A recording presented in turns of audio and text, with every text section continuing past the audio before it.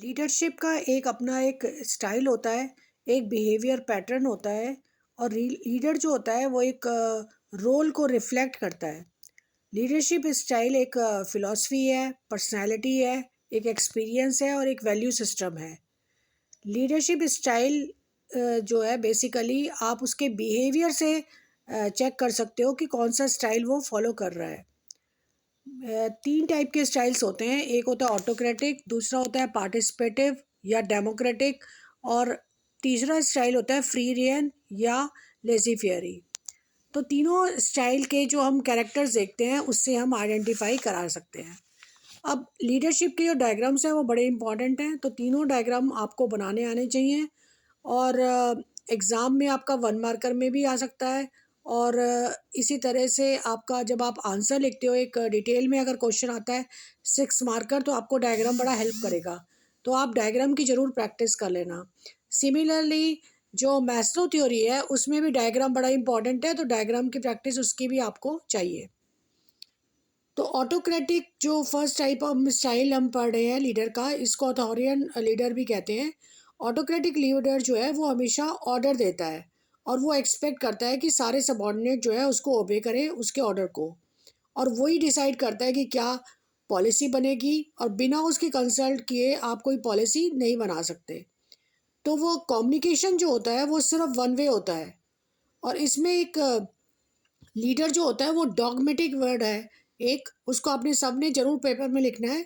और आइडेंटिफिकेशन भी में भी डॉगमेटिक वर्ड बड़ा इंपॉर्टेंट है। इसका मतलब होता है रिजिड, ऐसा पर्सन जो कि रिजिड हो और वो नहीं चाहता कि उसके अगेंस्ट कोई बात की जाए या कोई स्टेटमेंट कॉन्ट्राडिक्ट जो है वो की जाए।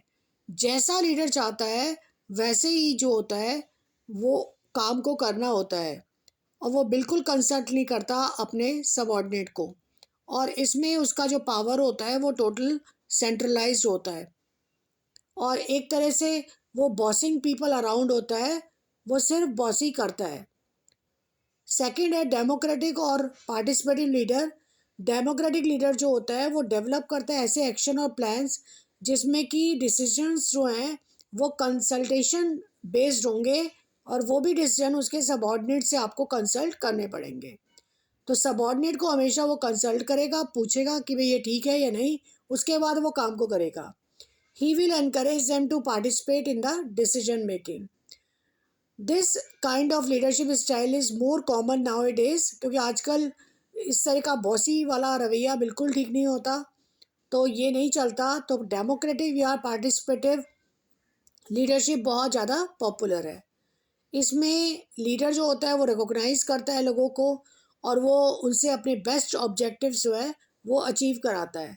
और ओपिनियन जो है सबॉर्डिनेट का बड़ा मैटर करता है और वो अपने सबॉर्डिनेट को बार बार जो है सपोर्ट भी करता है और ड्यूटीज़ वो इस तरह से देता है कि वो अकम्प्लिश हो जाए, पूरी हो जाए और ऑर्गेनाइजेशन के ऑब्जेक्टिव्स को भी वो अचीव कराने की पूरी कोशिश करवाता है। और कंट्रोल वो ज़रूर रखता है, लेकिन इसके बाद भी वो उसके ओपिनियन को बहुत ज़्यादा जो है वो मैटर देता है और इससे साइकोलॉजिकली बड़ा जो सबॉर्डिनेट है उसको सेटिस्फेक्शन मिलता है कि भाई उसकी बात भी मानी जा रही है, सुनी जा रही है, पूछी जा रही है।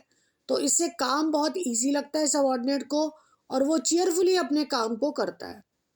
थर्ड है लेजी फियरियन स्टाइल। इसमें क्या होता है कि लीडर जो है वो कंप्लीट फ्रीडम देता है अपने सबॉर्डिनेट को और वो अवॉइड करता है पावर को और वो डिपेंड होता है पूरा गोल्स के लिए, अचीवमेंट के लिए अपने सबॉर्डिनेट को के ऊपर।